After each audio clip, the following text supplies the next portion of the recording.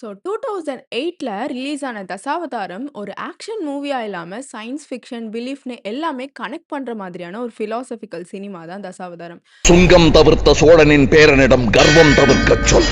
So கமல்ஹாசனோட கதை, திரைக்கதை, வசனம்னு மட்டும் இல்லாம கே.எஸ். ரவிக்குமாரோட டைரக்ஷன்ல வெளிவந்த மாஸ்டர் பீஸான மூவி தான் வந்து தசாவதாரம் மூவி.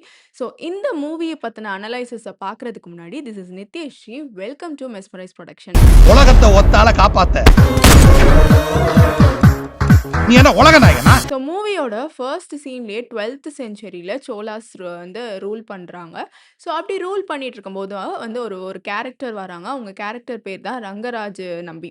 அப்படி சொன்னவன் இந்த ரங்கராஜ நம்பி என்று சொல். இன்டென்ஸ்டான ஒரு பெருமாள் பக்தர். ஸோ அப்ப என்ன சொல்றாங்க, சோலாஸ் கிங் வந்து இந்த மாதிரி அந்த பெருமாளுடைய ஸ்டாச்சுவ தூக்கி நீங்க கடல்ல போட்டுருங்க அப்படின்னு சொல்லி ஆர்டர் போடுறாங்க. ஸோ இங்க தான் ஒரு மெயின் பிளாட்டே இருக்கு. ஸோ மூவில கடல்ல தூக்கி போடுற அந்த பெருமாளோட பேரு தான் கோவிந்தராஜ பெருமாள். ஸோ இதுல இன்ட்ரெஸ்டிங் திங் என்னன்னா, பிரசன்ட் டைம்லைன்ல இருக்கிற ஹீரோவோட நேமும் கோவிந்தராஜ் தான். ஸோ இதோட மீனிங் அப்படி என்னன்னா வந்து ரங்கராஜ் நம்பி தான் திரும்பவுமே கோவிந்தராஜ் பெருமாளா பொறக்குறாங்க அப்படின்னு சொல்றாங்க. ஸோ அது மட்டும் இல்ல, இந்த மூவி ஃபுல்லாவே வந்துட்டு கோவிந்தராஜ வந்து பெருமாள் காப்பாத்துற மாரியும், பெருமாள கோவிந்தராஜ் காப்பாத்துற மாரியும் ஃபுல்லுமே வந்து காமிச்சிருப்பாங்க. பாஸ்ட் சீன்ல ஒரு சின்ன குழந்தை ரங்கராஜ் நம்பி மேல கல்ல தூக்கி வீசினதும், அவங்களுக்கு வந்து அந்த அவங்க ஃபோர் ஹெட்ல வந்து ஒரு அடி பட்டுருது. ஸோ அதே இத அ மாடர்ன் டைம்லைன்ல நீங்க பார்த்தீங்கன்னா, ஸோ புல்லட்ட வச்சு அதே கோவிந்தராஜ சுடும்போது, அவங்களுக்கு ஃபோர் ஹெட்ல அடிபட்டு, ஸோ அந்த ஒரு பெருமாளோட இது மாதிரி ஒரு கோடு மாதிரி ஃபோர் ஹெட்ல விழுந்துருது. ஸோ இது 2மே வந்து நம்ம கனெக்ட் பண்ணி பார்க்கும்போது, ஸோ அதுலயுமே வந்து ஹிஸ்டரி ரிப்பீட் ஆகுது அப்படிங்கிறத அழகா விஷுவல்ஸ்ல காமிச்சிருப்பாங்க.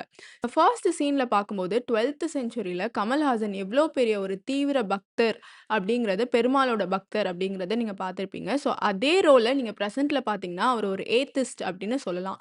ஸோ நெக்ஸ்ட் வந்து அசினோட கேரக்டர். ஸோ நீங்க அசின நல்லா பார்த்தீங்கன்னா, அவங்களோட கேரக்டரோட பேரே கோதை அப்படின்னு சொல்லலாம். ஸோ கோதை அப்படிங்கிற அர்த்தம் என்னன்னா வந்துட்டு ஆண்டாள் அப்படின்னு அர்த்தம். ஸோ இவங்க வந்து ஆண்டாள், பெருமாள் அப்படிங்கிறது ஈஸியா நம்மளால லிங்க் பண்ண முடியுது. ஸோ இந்த கேரக்டர் ஸோ இதுலயுமே வந்து ஏகப்பட்ட கனெக்ஷன்ஸ் இருக்கு. ஸோ மெயினா இத நம்ம என்ன சொல்ல போறோம் அப்படின்னா வந்துட்டு, ஸோ கோதை வந்து என்ன பண்றாங்க, பாஸ்ட்ல என்ன நடக்குது, ஸோ அந்த அவங்களோட கணவர் வந்து கடல்ல தூக்கி போடும்போது, இவங்களுமே கல்லுல முட்டி அவங்களுமே அப்படி இறந்துடுறாங்க. ஸோ அதே பிரசன்ட்ல எப்படி காட்டுறாங்க அப்படின்னா வந்துட்டு, அவங்க கோவிந்தராஜ தேடி ஓடும்போது, ஸோ அவங்க கால்ல கல்லு தட்டி அவங்களும் அங்க விழுற மாரியான கிளைமேட் சீனா வச்சிருப்பாங்க. ஸோ இது எல்லாமே எல்ஹெச்எஸ், ஆர்ஹெச்எஸ் எல்லாமே வந்து ஈக்குவலா மேட்ச் ஆவுது. ஸோ இதுலயுமே ஹிஸ்டரி அவங்க எவ்ளோ அழகா வந்து எக்ஸ்ப்ளைன் பண்ணியிருக்காங்க அப்படிங்கிறத பார்த்தாலே தெரியும். ஸோ இதுல வந்து மெயினான ஒரு பிளாட் என்னன்னா வந்து பட்டர்ஃப்ளை எஃபெக்ட் அப்படிங்கிறத இந்த மூவில வந்து அழகா காமிச்சிருக்காங்க. இது யாருக்குமே இது தெரிஞ்சிருக்காது. ஸோ பட்டர்ஃப்ளை எஃபெக்ட் அப்படின்னா வந்து ஸோ அந்த மூவில நீங்க பாஸ்ட்ல பார்த்திருப்பீங்க. பெருமாள தூக்கி கடல்ல போட்டிருப்பாங்க.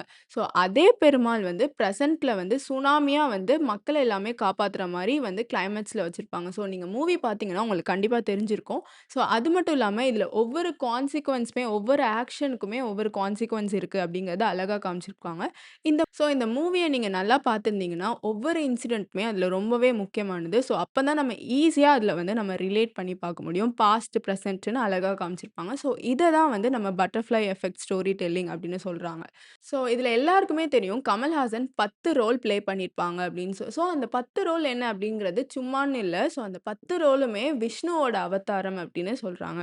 ஸோ இதுல ஏகப்பட்ட டர்ன்ஸ் அண்ட் ட்விஸ்ட் நெறையவே இருக்கு. ஸோ இன்னும் பார்க்கலன்னா இப்பவே போய் பாருங்க. ஸோ அது மட்டும் இல்ல, இந்த மூவி வந்து ஒரு கமர்ஷியல் மூவியா இல்லாம, ஸோ ஒரு மறுபிறப்பு பத்தியும், சயின்ஸ் எவ்ளோ அழகாவும், ஹியூமனிட்டியையும் அழகாவே கனெக்ட் பண்ணி காமிச்சிருக்காங்க. ஸோ இன்னும் பார்க்கலன்னா போயிட்டு பாருங்க. This is Nithyasri signing off. மறக்காம மெஸ்மரைஸ் புரொடக்ஷன் சேனல சப்ஸ்கிரைப் பண்ணிடுங்க. பை.